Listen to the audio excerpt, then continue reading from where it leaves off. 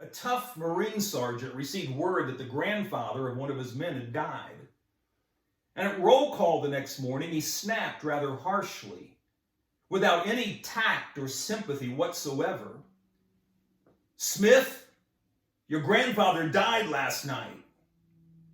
The Marine passed out right on the spot.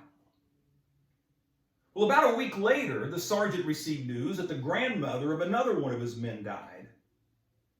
He called his men together and he needed to break the news, but again, he was brash and almost completely heartless.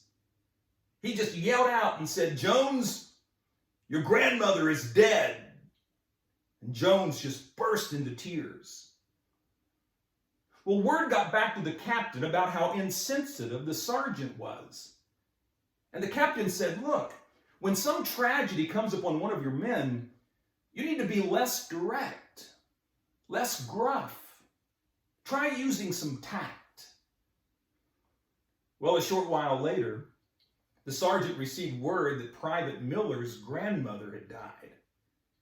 And remembering what the captain had said, the sergeant decided he was going to try to show some empathy, some tact. And so he lined his men up and he said to them, "Everyone whose grandmother is still alive, take one step forward. Not so fast now, Private Miller." Oh, that's bad. That's bad. The Bible says in Ephesians that we're to speak the truth in love. And in Romans 12:15, it says we're to rejoice with those who do rejoice and weep with those who weep. When others are going through difficulties or they're suffering, we're to share in with them as though we're suffering ourselves and show not just tact, but empathy. Thank you for watching, and be kind.